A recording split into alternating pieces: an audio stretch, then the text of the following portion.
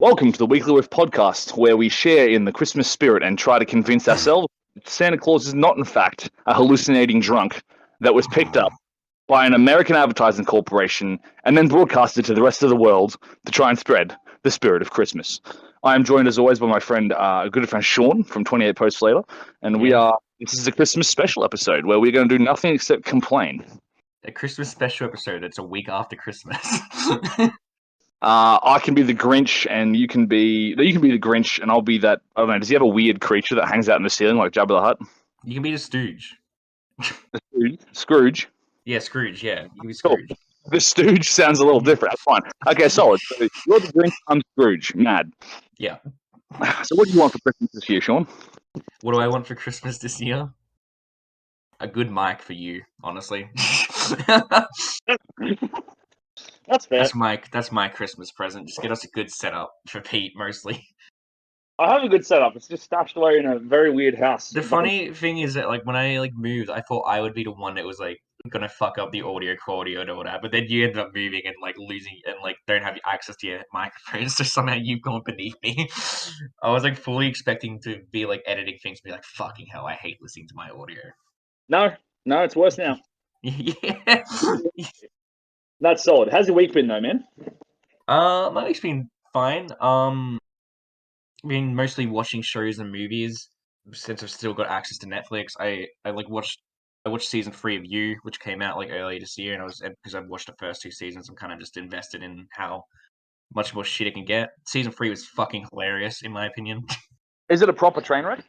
Oh, it's like I think this season was the most fun and entertaining season yet. Like seasons 1 and 2 are kind of like boring in areas. This one adds like a whole new dynamic to it, and it's fucking hilarious just how constantly shit is going wrong in that season.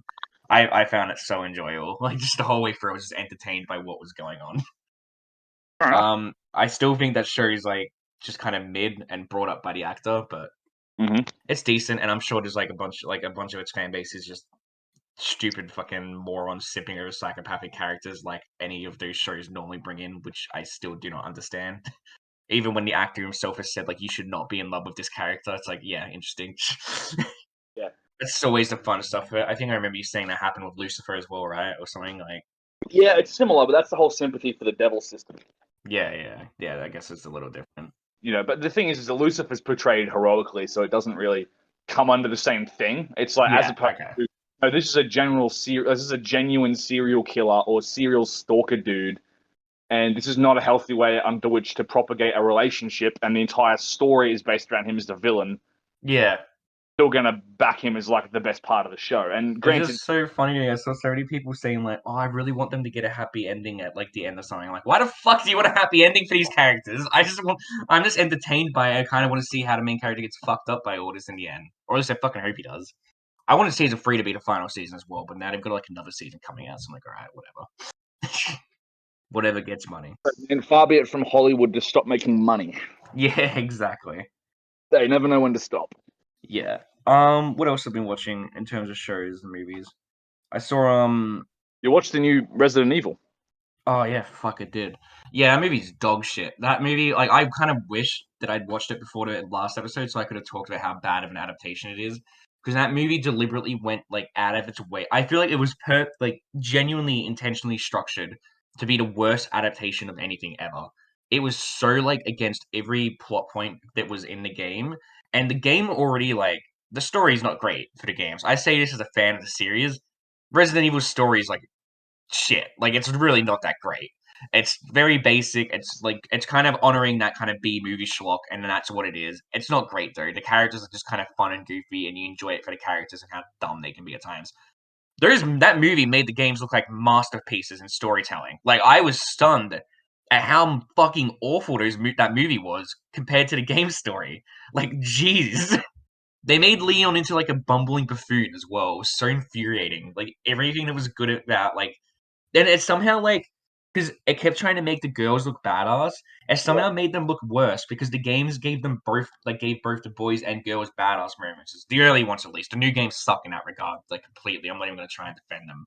But the early games were pretty fair in terms of like badass moments for them. But the movie was just like, no, let's make Leon into an idiot and make Claire fucking badass. Like zombie ass kicking fucking machine. Yeah, okay, fair Awful enough. movie. Awful movie. I saw some reviews and stuff of it, and like looking at Leon, he was like kind of a Dante-esque character, right? Like just some cheeseball who was kind of a I wouldn't god. even say Dante, because Dante's at least like got some cool moments in it. Leon's character is just like pathetic. He's worthless. I mean, in the game, he's sort of like that. Dante's not pathetic. No, no, Dante's no. just a goofball. Leon is kind of a Dante-esque Okay, character. yeah, sorry. Yeah, I get what you mean now. Sorry, my bad. In like Resident Evil 2, Leon's like a rookie cop, and he's kind of new, fresh blood to the whole thing, and he's like kind of not used to it and all that. But then he grows into the badass like secret agent, like fucking hitman, like Resident Evil 4 character. Yeah, And like in all fairness, it's a jarring jump between in the game, like the games as well. You never see Leon in between them. The next time you see him after he's like this rookie amateur cop that's kind of weighing over his head, he's a badass fucking secret super agent. It's still just as jarring in like in the games. But if the movie and left it open on a sequel as well. But if the movie wants to keep going, it's gonna be so much worse. At least Leon's competent in the fucking game. In the movie, he's like a hindrance. He's actually the character that would normally die running away and then like leading into a zombie ambush. I don't know why they made him into such a bad character, especially when he's the poster child of the series. I was just gonna say he looks like honestly when I was looking at reviews and stuff like shots of that movie, he looks like the Netflix live action adaptation of an anime character. I know that's like another thing as well. All those characters, like I'm sorry, the costume designs are awful. Like no disrespect to the actors, they did what they did.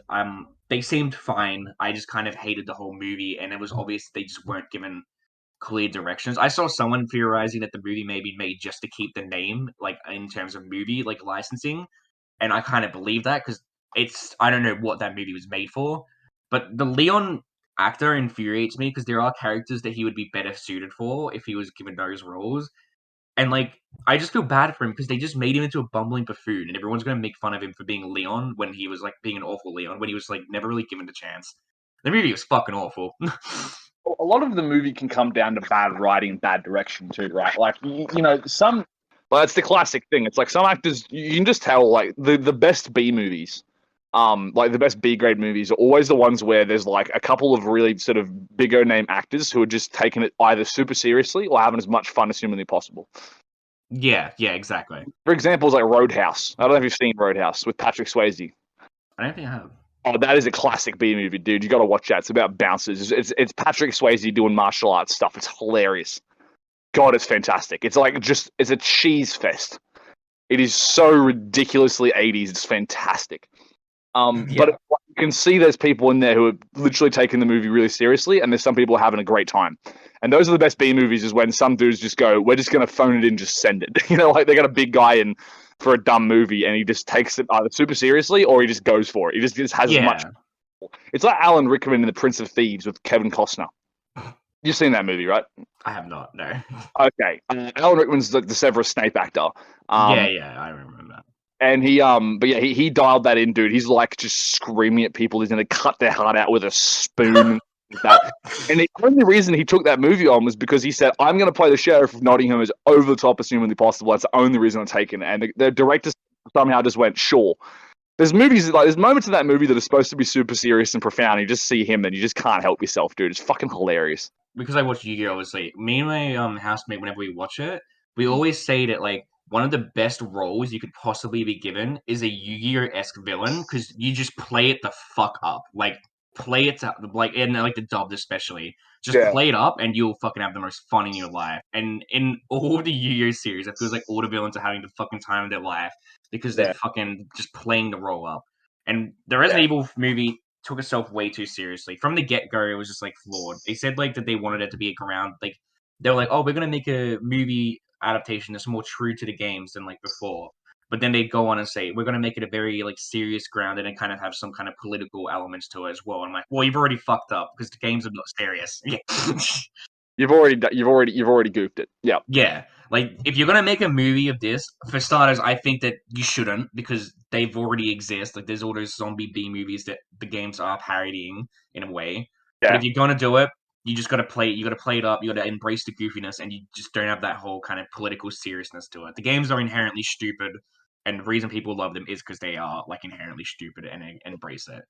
The games that take themselves to like a bit more seriously end up failing, except for Resident Evil 7, which somehow managed to strike this perfect middle ground of goofy and serious for like half the game, not the other half though.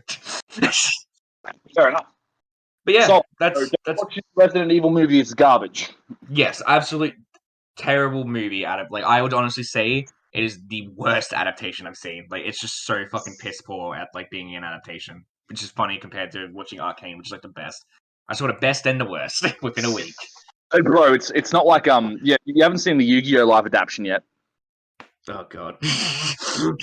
That'd be something, right? Yeah, that'd be interesting. Oh, I'm the one solace I have with Capcom and their fucking recent trend of making things into shows and adaptations is that DMC would probably be too much money to make a live action adaptation and that they'd never try it. That's the one solace I have. they should do an anime. They're doing an animated series along the lines of Castlevania. Yeah.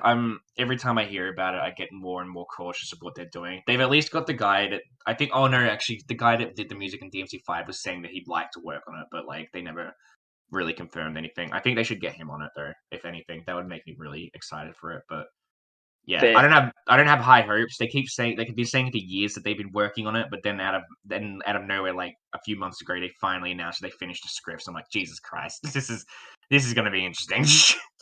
Worked several years on a script for something that should basically just be about killing demons. Like it's not that hard. Yeah, it seems like they're going to go the route of adapting DMC3 as well. So that's like already kind of like, it's my favorite one, so I'm going to be even more annoyed the whole way through. I want it to be good, obviously. I'd like it to be good.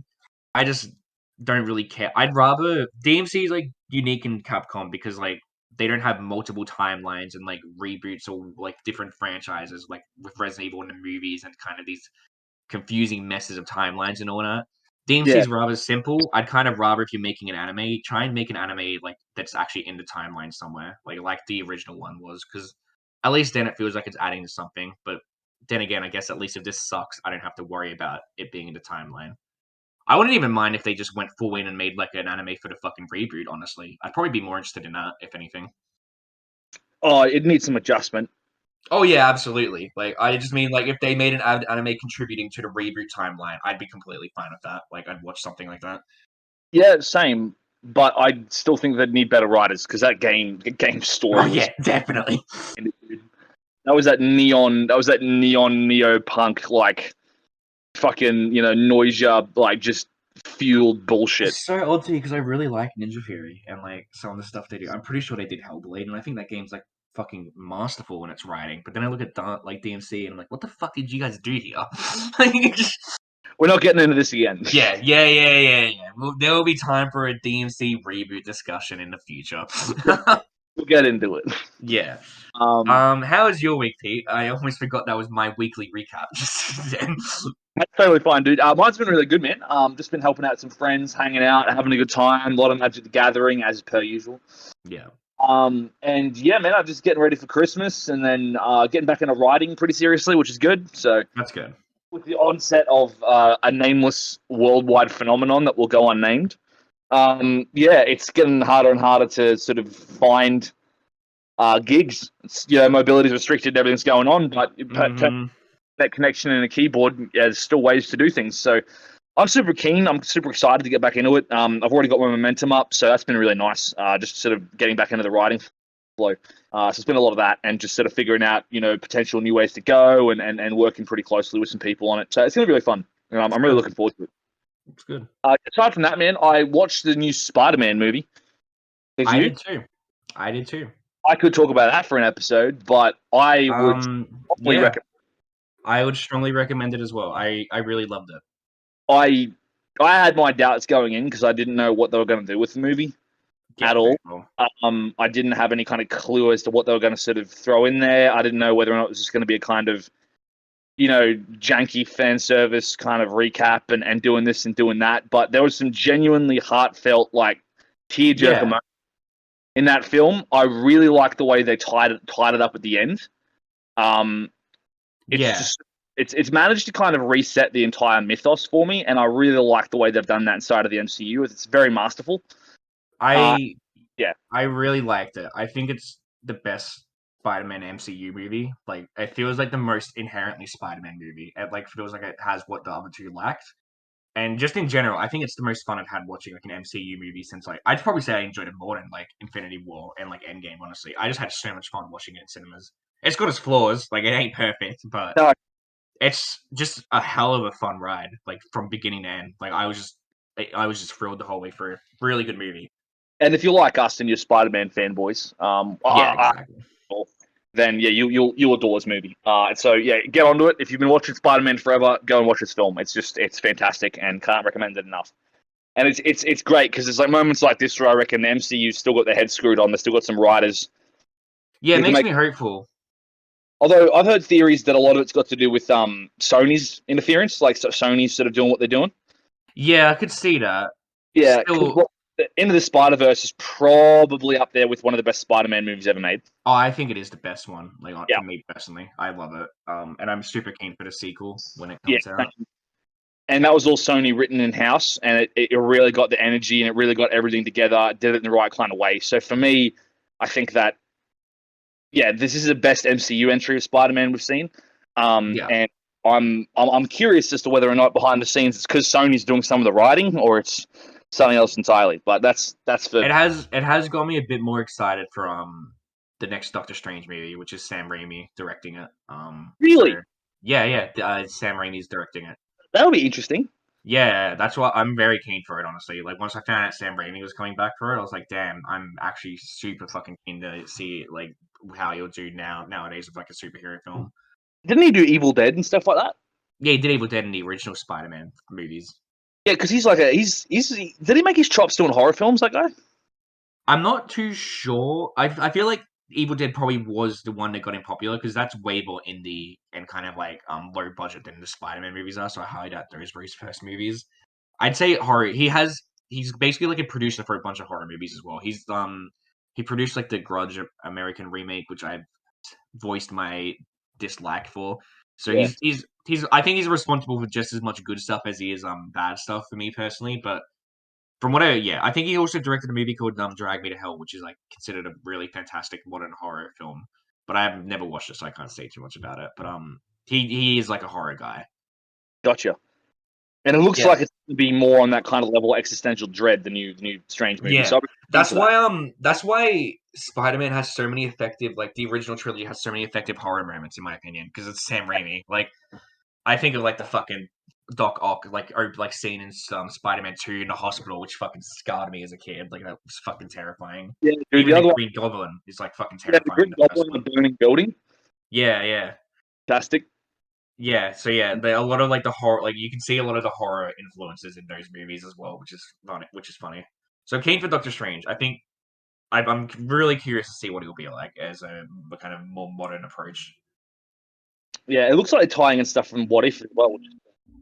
Yeah, I need to get around to watching some of the shows. I've got like access to a Disney Plus account now. Now that I'm kind of like interested in Doctor Strange, I feel like I have to watch a few things.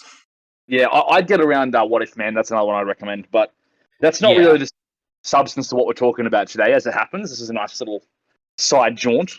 Um, but yeah, man. So that's been my week, more or less. Just thinking about Spider-Man a lot, and very yeah, cool.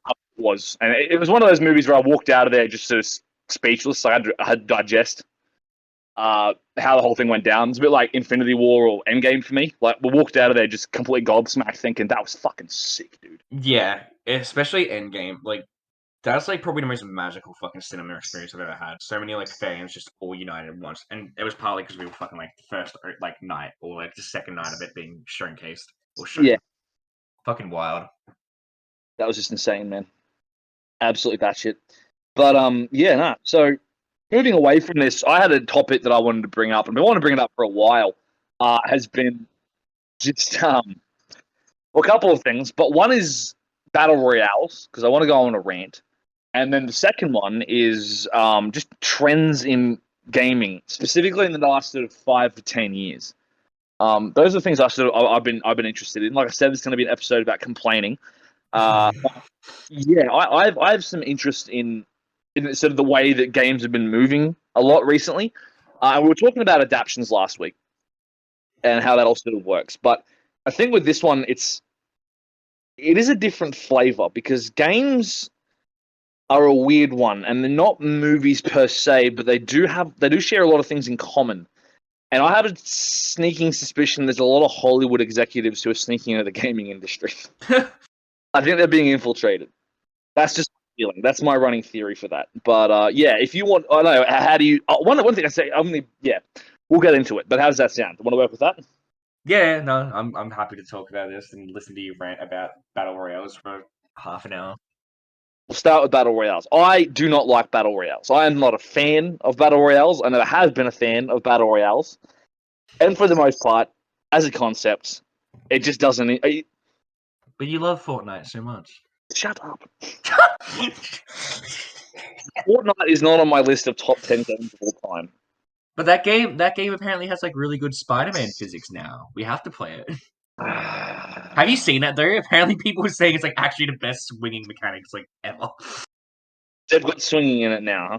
Yeah, because Spider-Man's in it. So now now there's like swinging mechanics in it. And everywhere I see people say like it's actually like really good. I'm like, damn.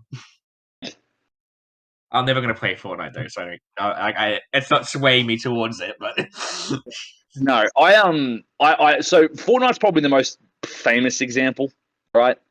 yeah.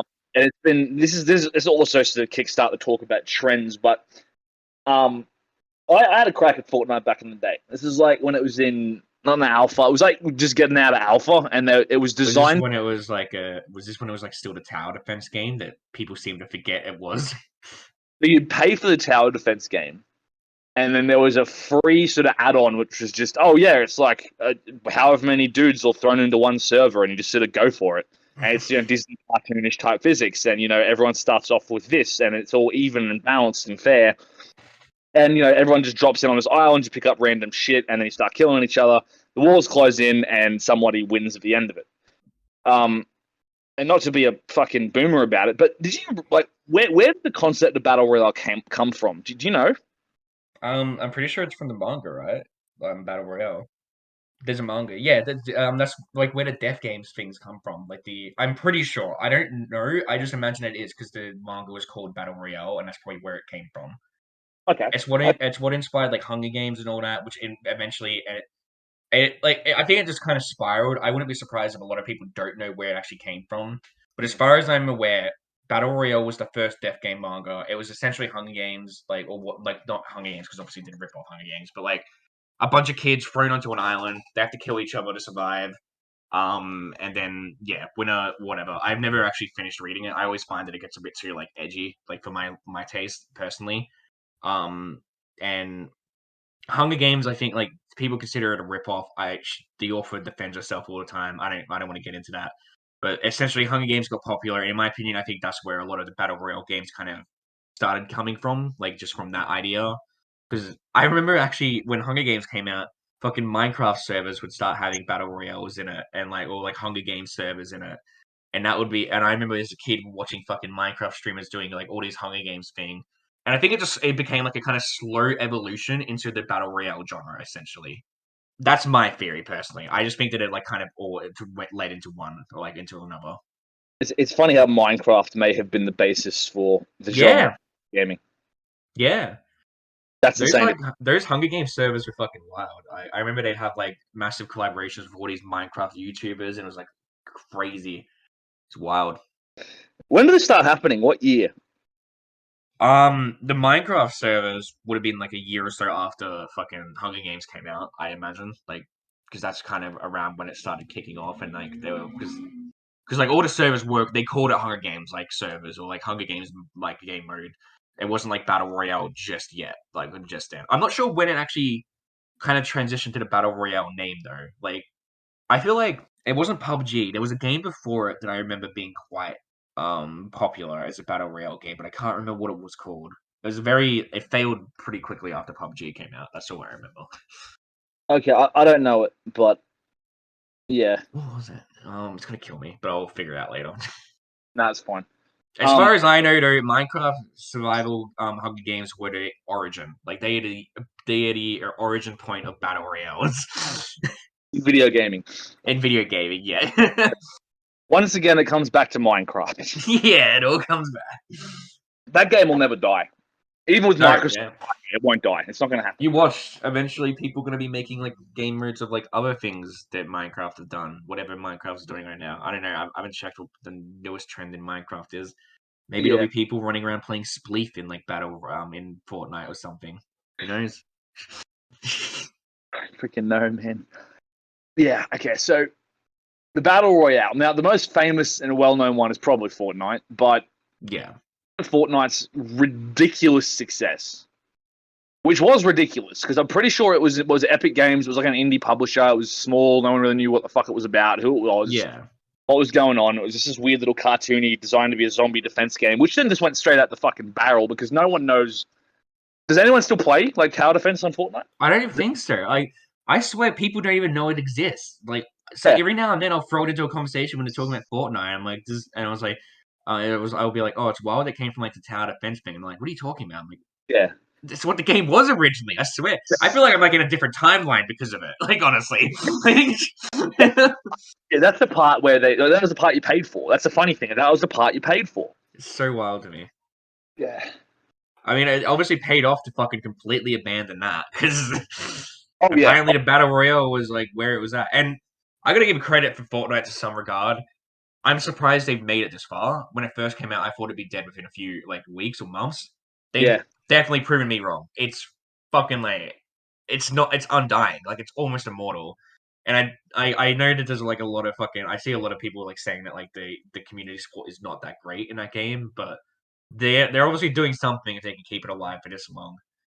I do think the cartoony style actually may have been what kind of worked for it as well. Honestly, the simplicity of it. I would hazard a guess it was because the cartoony style made accessible to 6 to 12-year-olds, and that would have just done it.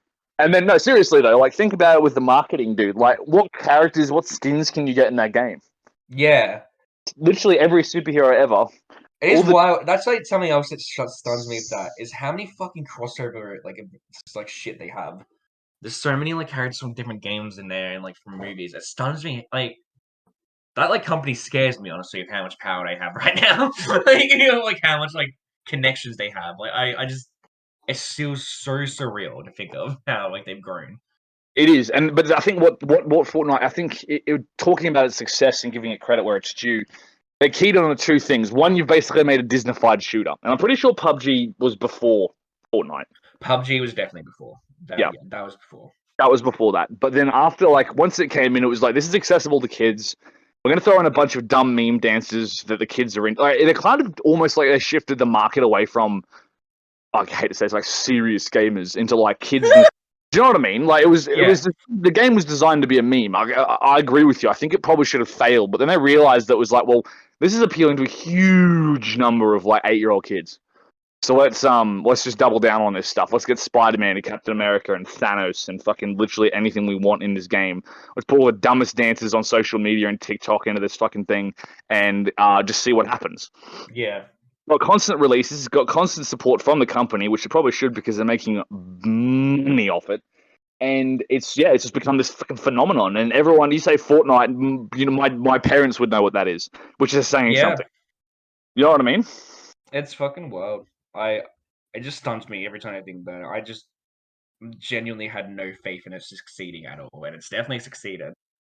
And I think it is partly because of how they marketed it and how much fucking shit that they're piling into it, like how all the content, all the like deals, like crossovers, and you Disney-fied shooter is probably like the actual like accurate term. Honestly, you wouldn't be wrong there.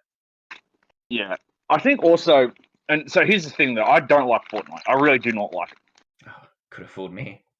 I'm not a fan, and the reason is because I think as a concept with Battle Royale, now I don't know, man. I grew up playing a different kind of shooter, and the answer is always going to be just get good, scrub, and that's fair. That is entirely fair. I'm not good at shooters. I'm not good at video games generally, to be honest with you. There's not one game that I can pick up and go, I'm good at this. It just doesn't happen. And so I think, like, with me, one of the most irritating things was always this. Like, skill is involved, yes, and technically, okay, everyone does start off on the same foot. But game knowledge, time to kill, and, like, just the way the entire world operates, people have got it dialed in so much that at this point, if I was to pick up Fortnite and go, I'm going to have a couple of games, I'm not getting out of the first fucking 3 minutes. Do you know what I mean? Like, it's just, it To is. an extent, though, can't you say that for a lot of games? I know you guys play what's it fucking called? That like fucking I can't remember its name. The game where you, like Siege, yeah, Siege or whatever. I know you guys played that a lot, and like one of my friends was getting into it, and we kept getting like kicked out of parties because he wasn't good enough for the game or anything, and couldn't actually play it. You could probably even say it for fighting games as well. Like, there's a lot of people to play it like really well, and if you get matched up with them, you just get your fucking ass kicked. Yeah. I don't know if there is skill, but I assume there is like skill-based matchmaking in Fortnite and all the rest. And that's another topic. I just do not care for a massive open world that constantly shrinks, and it's a level of adrenaline, and it's sustained to such a degree that I find it incredibly frustrating and difficult to deal with. Yeah, Like in a fighting game, I suppose you could say the same thing, but you know that most of your rounds, like you're gonna finish a game in about 2.5 minutes tops. Like there's a timer on it. yeah, And just conceptually, like it's another thing I really don't like about it is the RNG system, which sounds dumb, but because it's all of the weapons are randomly generated, it's like a case of, and there's just obviously weapons that are better than other ones, right? So yeah, your rifle, your assault rifle, your heavy machine gun are always going to be better than a pistol, right, or a shotgun, or whatever the case may be. And because it's randomly generated, and you've got to search stuff up to find, like you've got to land in a place and get lucky enough to grab the thing. And then if you're good with the thing, then you can start clearing people out with it, and that's how you win. Makes basic sense. I understand that. But it's because of the randomness of it. It's not like, say, a Halo game where you know where on the map those weapons are going to be. Does that make yeah, sense? yeah. I get what you're saying. You always like on each map, you learn the maps, you know where everything's going to be when it lands. With Call of Duty, you can sort of just load out with a gun. You have to unlock it, you have to grind, you have to do whatever. But you know what the gun is, you know how it works, you know that it's good, so you hold on to it. And one of the things of Fortnite that frustrates me, but with battle royales more generally, is it's just an RNG system. You might not get beaten by a guy because you're like they're better than you. There's probably more than likely going to be that. But the other thing too is that they've just got a better weapon, and they just got it randomly. Like it's not fair. They didn't find it per se. It's just that's the way the dice rolled, dude. Sorry, and that's how Yeah, that works. And that's one of the things that frustrates me the most about it. I think was that a lot of the time I don't feel like I have a very good chance of doing shit. And I know for a fact that Battle Royales after that made a distinct adjustment and tried to change it up. So Apex Legends is pretty similar kind of format, but with different ways of winning the game, different characters, whatever else. You're not just a base dude. You've got different classes that do different things that encourages team play. Cool. Call of Duty Warzone is just COD on steroids. And yeah, the classic Warzone exists, but you can also do loadouts and stuff. Like there's more flexibility. It just feels like a giant game of COD. Also works. And you can respawn, which is also kind of cool, as opposed to sitting there waiting for a loading screen, right? The map designs are huge. It's very difficult to know where you are. I guess if you play the game enough, you're going to know where to find everything and how to get everywhere. And I know I'm sounding like a massive scrub right now. It comes to shove. I just never enjoyed that formula, and it kind of spooks me how quickly it took over a huge chunk of gaming. And I don't know where it started, but if we're going to use Minecraft Hunger Games as the beginning point, we have ascended to a level where literally most shooters have looked at a battle royale format or allowed for it. Not most is a stretch too. Quite a few have been made with this in mind. I know you don't really play competitive online stuff at all, do you? not really. Like fighters are basically the most competitive I've been, really. Yeah, fair enough. Yeah, no, I agree for the most part. I was mostly playing devil's advocate when comparing it to fighters and Yeah, other things. And I do think there's still room for that like kind of skill comparison. I know some people kind of get annoyed playing fighters online and then getting fucking wrecked and whatnot. I do agree that battle royales have a bit more luck factor into it in terms of how it works out.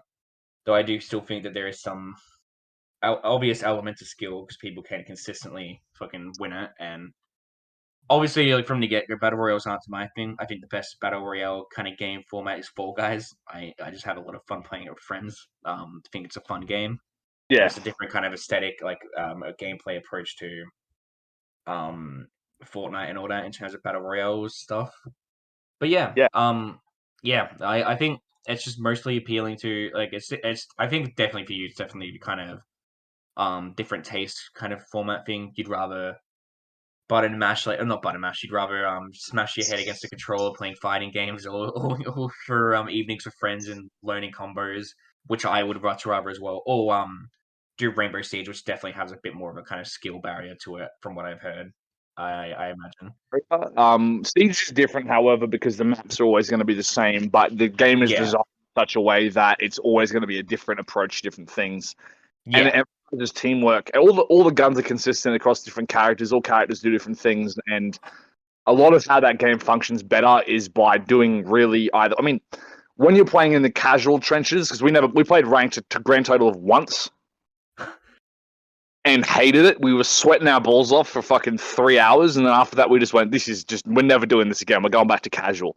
And when we went back to casual, we had so much more fun because we're just like, we can dick around and do dumb shit. And doing dumb shit is the best way to play that game. I absolutely refuse to take Siege seriously. I'm not competitive with it. I just love doing dumb shit. And cool. yeah, that's just how I enjoy playing that game in particular. But that is because of the Russian Badger, first and foremost.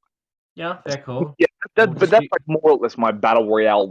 My battle royale rant. I just do not. I really don't care for it, and I don't know why it's snuck into so many different places and so many different games, and why it's so wildly popular. Now, I guess personal taste, right? I don't care for it. Most shooter heads might be really into it because it's all about skill, dude, and this and that. We can just keep repping it, and we get online with the boys, and we do this, and we do that.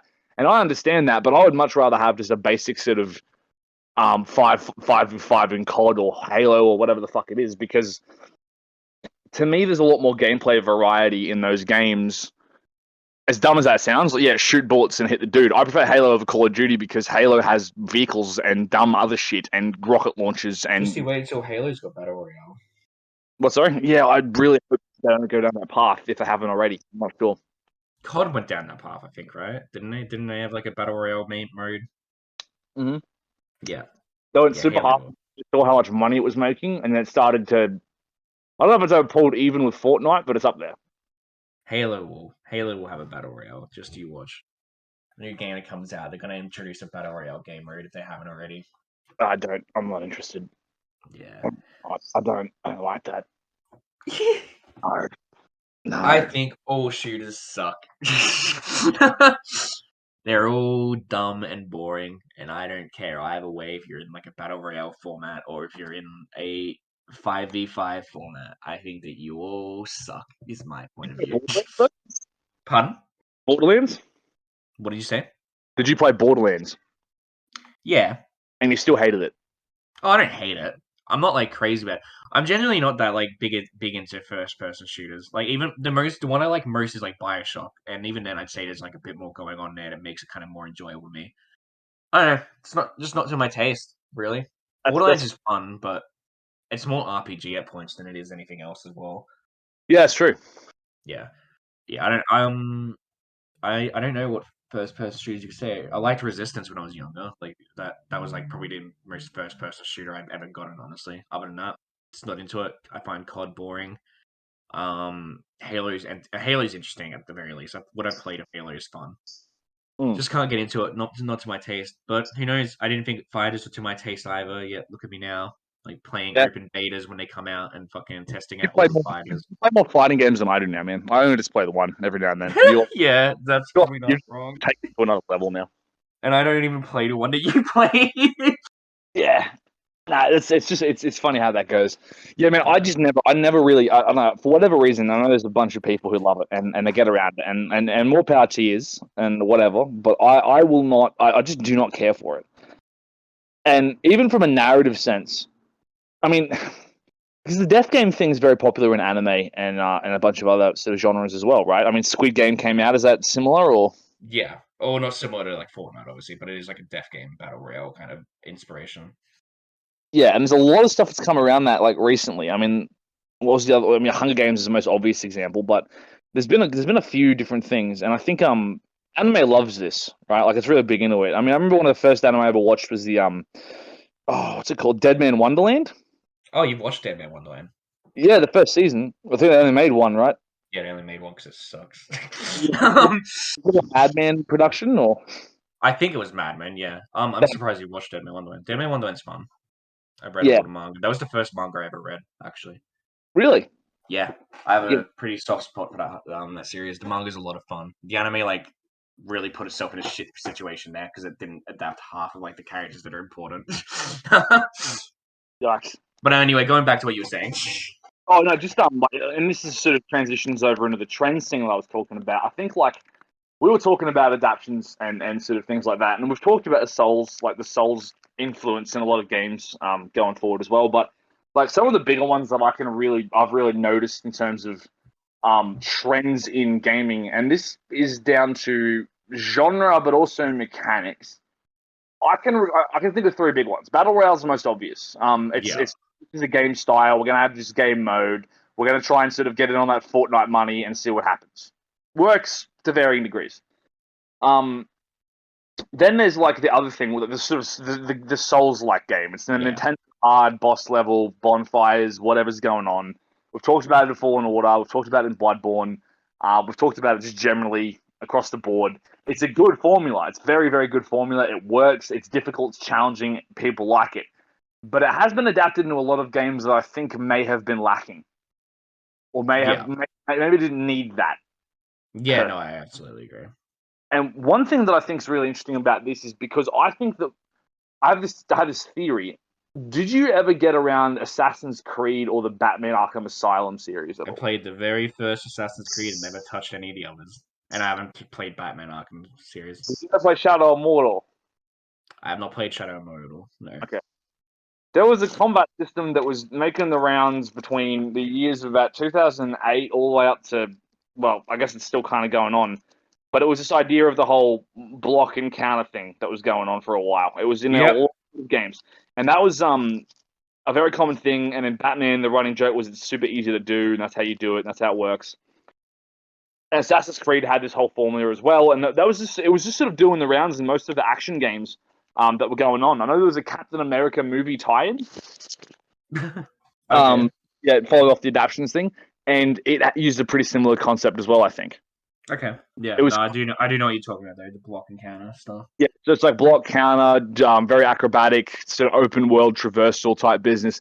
That was doing the rounds a lot as well. And I think one of the things is that when Dark Souls came out, the original one, or Demon Souls, then Dark Souls 1, it kind of transitioned over into that sort of style of play. And if you look at like the way that Assassin's Creed's moved, it's actually moved over into a much more sort of Soul style, do damage, people have health bars, roll around on the ground, time your shots, manage your stamina type business. The Witcher 3 uses a similar kind of system. A lot of this has become almost a mainstay in a huge chunk of your sort of average sword and fantasy type games. God of War, the new God of War uses it, for instance. There's a whole bunch of that it's almost eclipsed the whole block counter thing that was going on for a while. So that's another trend that I've noticed in terms of game mechanics, and also just the whole crushingly hard run from boss to boss type thing. That's become very common. That's a trend that is continuing. I'm pretty sure. I'll hazard a guess. It's still continuing. Yeah. The next Assassin's Creed game is going to be more or less exactly the same thing. It's going to run off very. From what I've heard, they've changed to like an RPG format, haven't they, recently? It is an RPG format, but it uses a very Souls-like combat system. Okay, cool. I would have no idea. So yeah, it has, because it's like now that you've got like levels and stuff for the enemies. In the new Valhalla, for instance, there's like levels. So back in the old, you used to be able to sneak up on a guy, knife him in the neck, and he was done. That's another fucking weird trend. Like games becoming like more kind of RPG kind of scavenger kind of thing. Like it's not as prominent, but like I feel like there's more games picking up the RPG kind of format of like crafting especially. I feel like every game has crafting in it now. Yeah, I mean, you look at The Last of Us. Yeah, that's like the main thing I was thinking of. Yeah, The Last of Us 2. Example of that. But yeah, literally like most of the open world, Days Gone's another one. Like there's huge chunks of these open world craft survival type things that are going on. I was talking about like Minecraft and to a degree, Minecraft kind of is that. Yeah, Minecraft's the origin point. Comes back to Minecraft, dude. It all comes back. Oh my goodness. I don't know, man, but I've just noticed these trends in gaming, and I'm very curious. I'm always curious to see what the next big hit is, right? What the next big thing is. Another example of the block counter system is the Spiderman game that came out recently. Yeah. The Spiderman for the PS4. That's another example of that sort of Arkham Asylum style combat. That's something that's been around for ages, and it was surprising to see a resurgence of it. But I guess it works a lot in a sort of superhero format because You want to see cool moves, you want to see heroes do cool shit, and that's how that works. Yeah.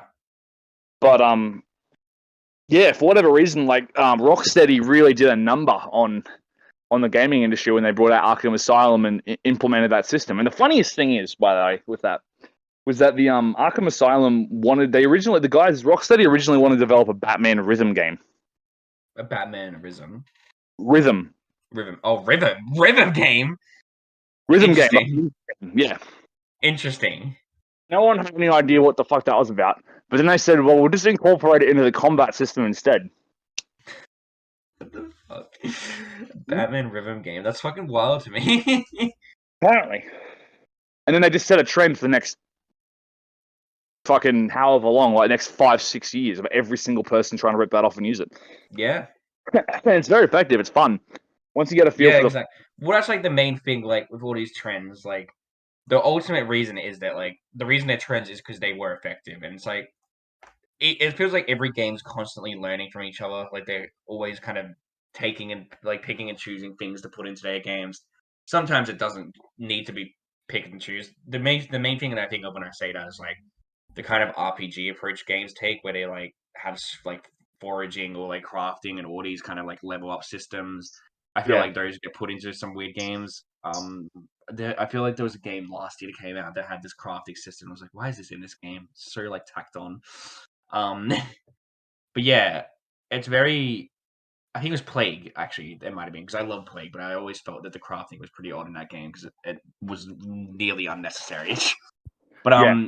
yeah, like you see like these games and all these trends, and it's because they're picking like they're kind of just fucking taking things from each other to make the perfect game in their image or like what they think is the perfect game. And that's why Yeah. there's so many like Dark Souls, like kind of Soulsborne combat, because that was the fucking craze for a while. And still kind of is. I'd say like it's like probably not gonna die anytime soon. That's gonna be one that goes. And it's the same with the Battle Royale kind of trend. That's because it makes money. So like every game's like, oh, let's do this as well. Call of Duty's like, oh, Battle Royale game mode. We can put that in with like next to no effort and probably make a lot of money. And that's what I was I was joking about it before, but I do think there's been a distinct movement towards I think it's I don't know, I'm not feeling this. Maybe I'm wrong, but have you noticed like of late there's been more of a stagnation in just fresh IPs in the big budget stuff? Like fresh IPs with different mechanics and just different mechanical combat systems or just craft whatever the hell it is. Games seem to be all starting to get pretty samey. Is Yeah, that I've noticed that a lot, especially in the last like 5-6 years. I can totally get that. I could like from an objective point of looking at like kind of the AAA games that are coming out and all that. Like I feel like I play enough niche games that it doesn't bother me too much. But there definitely is. It definitely does feel like that's why like it's been so long since I've said that like AAA games are my favorite games any year because they're all essentially the same thing. Like the most recent AAA game that came out that I thought was fantastic and above the board for all up was like DMC5, and that's because fucking Itsuno's in charge of that and fucking knows what he's doing with like DMC and like action games and knows how to make them fresh. But You said like, Returnal? What is another one? Returnal oh is yeah, the one? Returnal is another one. That is another good one that's kind of fresh. But even these ones that are kind of like fresh, they go like in different directions. Like Returnal is like I feel bad for Returnal because I think that because of its difficulty, people just ended up like brushing it away or anything. But it's such a fantastic game. Is It's a it a really shooter? good. It is a shooter. It's not first person, third person. It's more bullet hell than it is anything else. Like way Okay. more bullet hell. Um, and that's part of why I like it because I like bullet hells quite a lot. But and that's like completely different and you like kind of unique. Goes against like the kind of norm for what people are adapting. There's like no crafting, no Dark Souls level kind of combat. Though it does kind of have that roguelite kind of gameplay that is kind of popular, but that's still a bit niche in my opinion, not an actual trend. Yep. There are definitely games that are picking up. Like you can see the Darkest Dungeon and how like successful that game is. But I'd still say that's a bit more of a niche kind of trend than it is like a mainstream trend.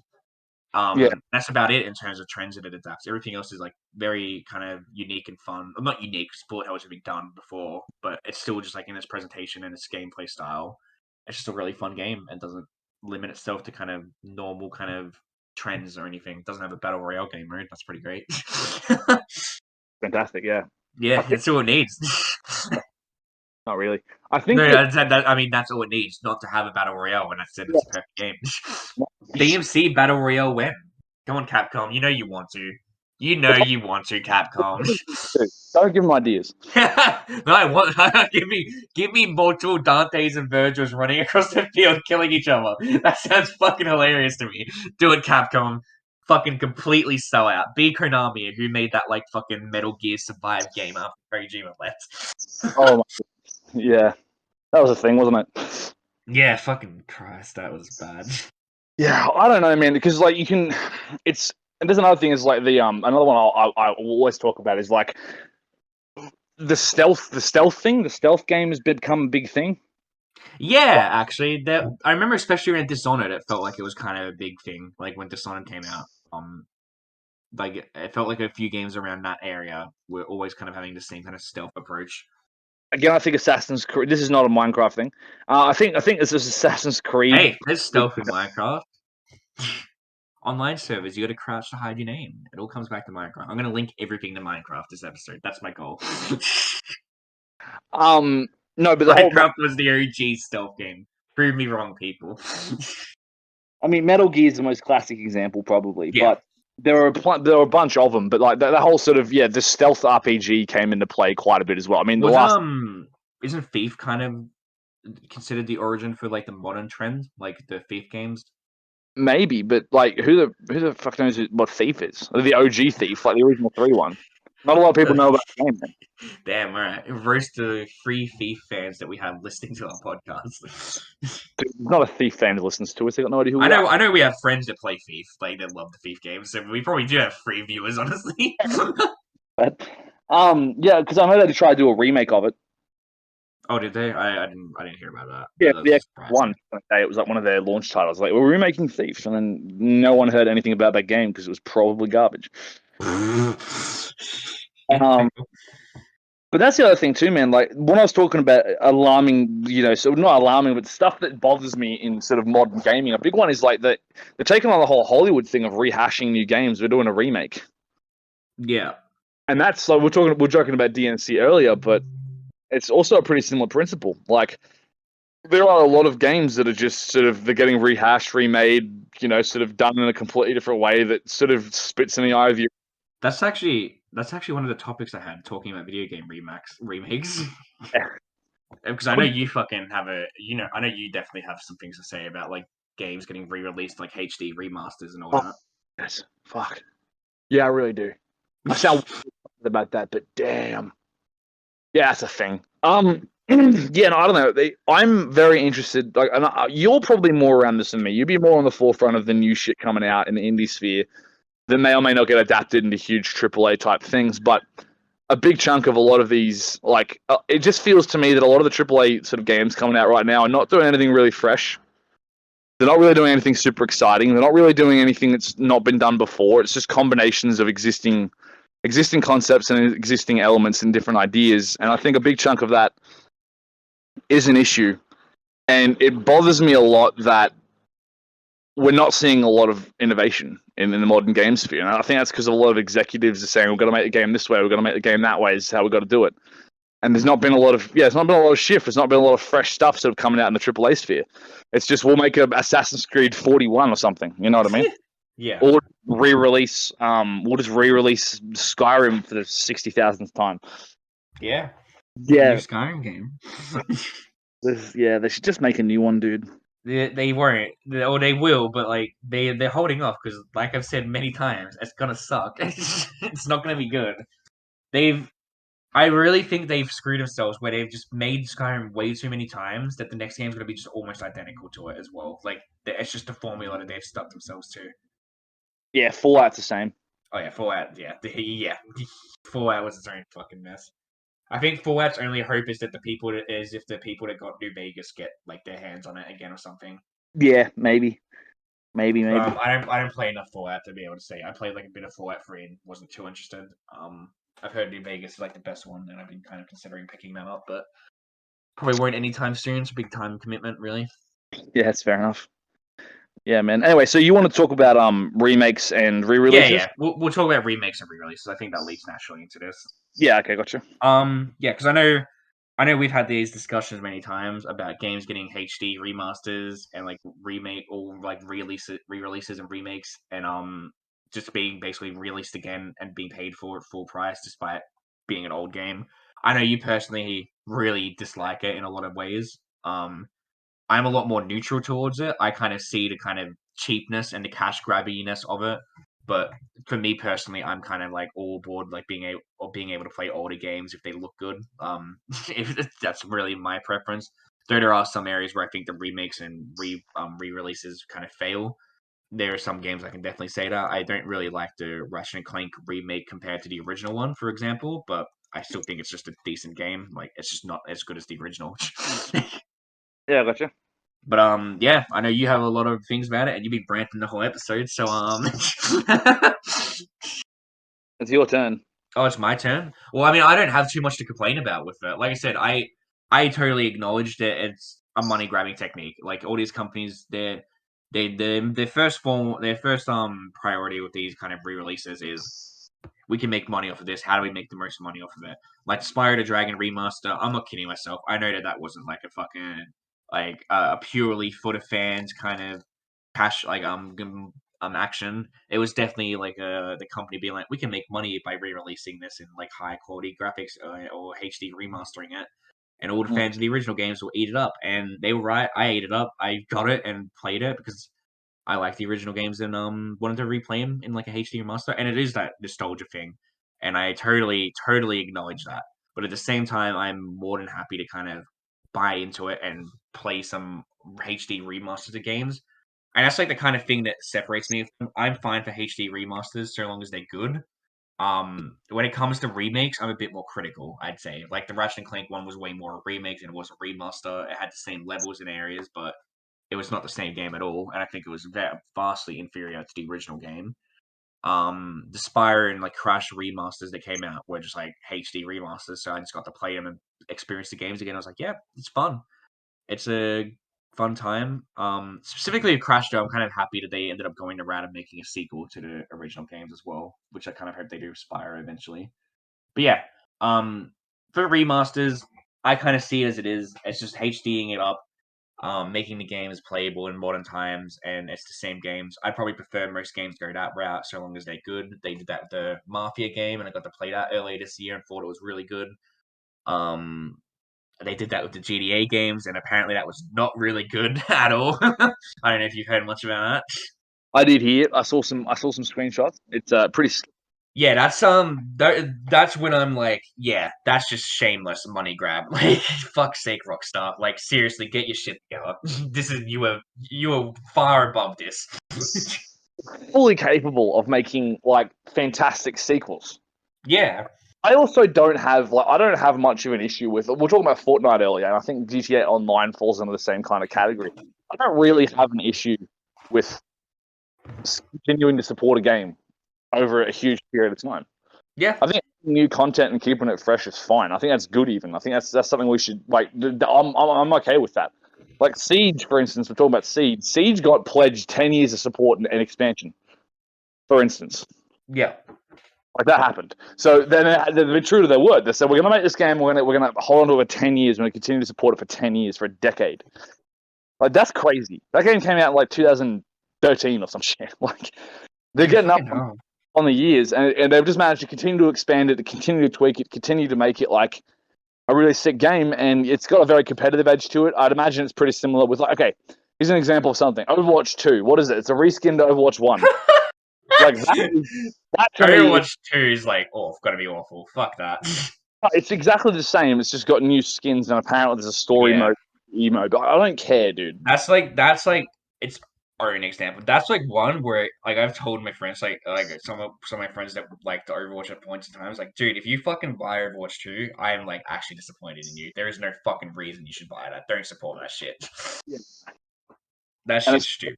free expansion. It's like, well, why are you calling it a sequel? You're not making anything new, dude. You're just reskinning the old thing.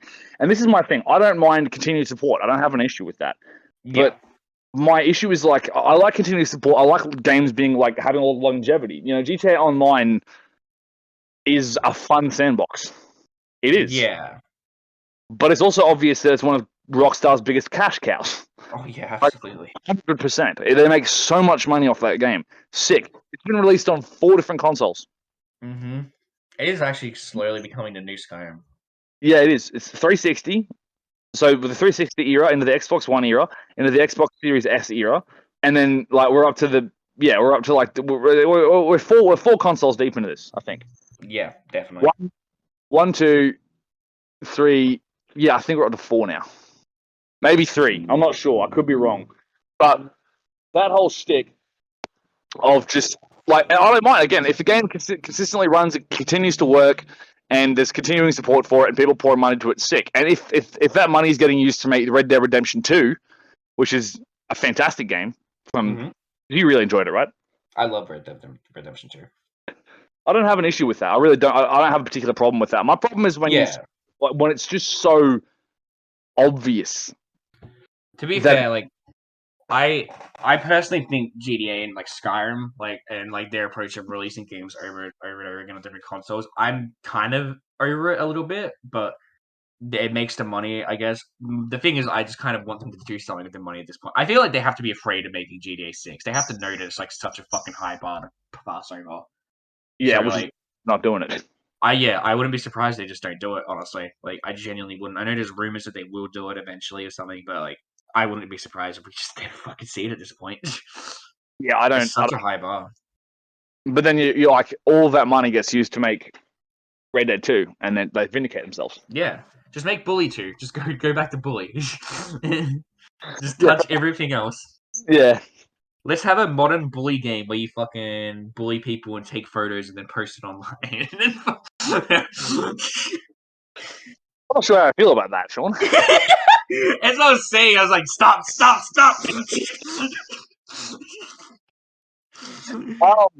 Yeah, you don't do that, Rockstar. You might get yourselves in trouble. We're not ready for a bully 2. No, we're not. I don't know. Okay, so Skyrim HD remaster. Okay, here's the other thing too. This is my thing. I like GTA Online. You do have to pay money. I suppose you don't have to. There's like new stuff you can grind in GTA Online. No one does it, but you can. Like that's yeah. Do right. There's new expansions. There's new stuff to do. There's new gears, new stuff you can get. Most people just fast track it, spend money on the in-game credits, and then just get all the stuff because that's what they want to do. Really interested in around and grinding or doing any of the rest. Yeah. But it is a continuation.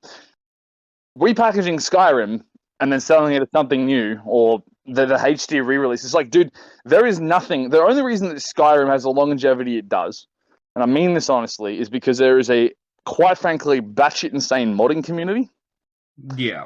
That kept that game alive way past like what it would have done.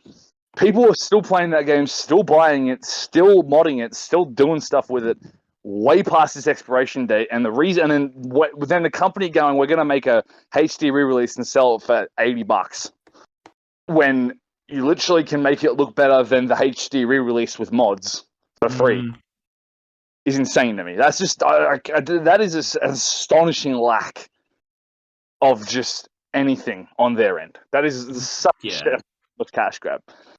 And Bethesda's a weird one because they've made some sick games and they've made some really good games. They can't be denied. They've made some really, really good games.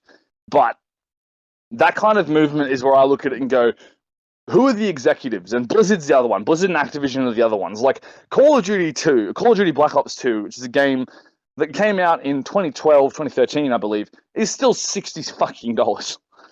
Yeah, that's wild. Fucking full price game. Full price game. Like you're $60 to $80. It's still exactly the same fucking price as it was when it came out. It's probably more now. Yeah.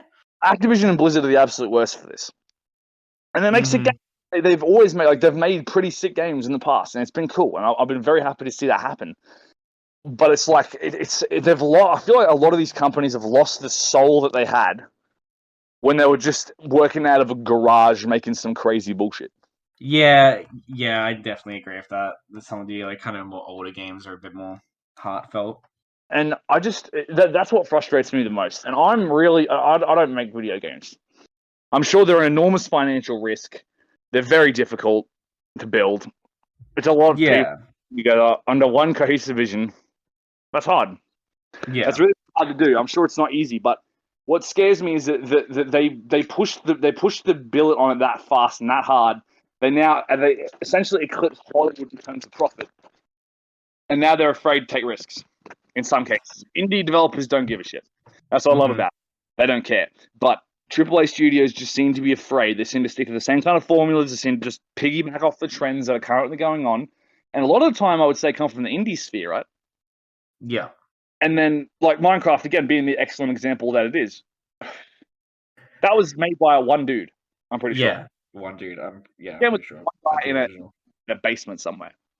Yeah, and it's exploded into this massive thing it is now. It would not surprise me if it's in the billions with a B. Or how much it's been making. Like how much Minecraft makes. Yeah, no, it probably wouldn't surprise me if it was that high up as well. It has to be making a fucking shit ton of money. Yeah. Especially if like Realm stuff now where you can pay for servers. Yeah, it's all there. I do not understand for life of me how like that kind of level of just ingenuity, of going hard, of trying to do fresh and new stuff has vanished from a lot of these gaming companies. Yeah. It feels a lot to me like they've lost their soul, and that really bothers me, man, because I love video games and I don't like. I think with like remastering, especially like the Skyrims and kind of GTA's, especially like GTA 3, like the trilogy of fucking Rockstar screwed up earlier as well. I feel like some companies just don't really feel like they need to try too much because the games already do well enough, and they're just like, well, we'll just release it again. People will buy it. People like the old games, and they'll buy them just because they're the old games.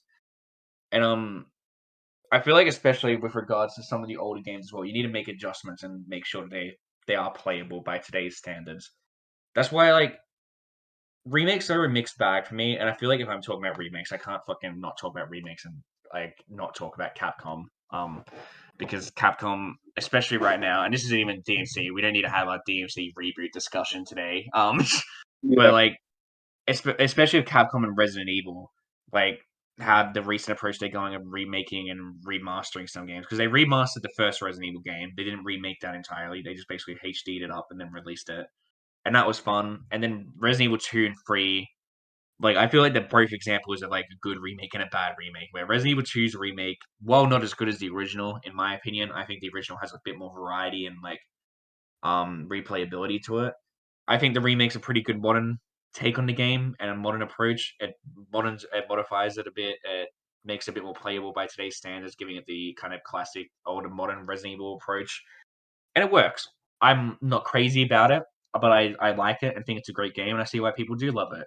Then Resident Evil 3 is just like soulless, in my opinion. That's just like a cheap kind of cash grab kind of remake approach where they just reuse the assets from 2 and then just hastily put it together because Capcom get fucking greedy when they start making money. And realistically, the way Capcom should make games is that the CEO never is told how much money they're making, and then just the game creators make their games without pressure of the CEO. That's really how Capcom should be fucking working.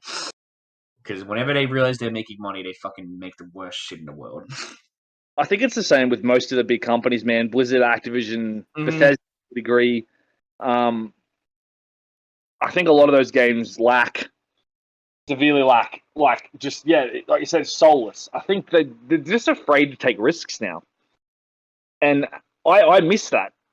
I miss that kind of stuff. There's games coming out that I'm sort of interested in. I'm interested in the whole Suicide Squad game that Rocksteady's making. Yeah, those look pretty good, actually. It's just like, I loved that Batman Arkham series. I thought the third one was kind of how you going, but whatever. Yeah. They're introducing and jam packing a bunch of new shit in there, and it's going to be sick. And I'm interested to see how they go because like Rocksteady was king of superhero games a while back, and they set an entire trend of shit. And I'm keen to see them do it again. You know what I mean? Like they might come up with some new shit that's going to then like steer the fucking direction. It's like Rocksteady just pulled up and said, "Y'all must have forgot." You know.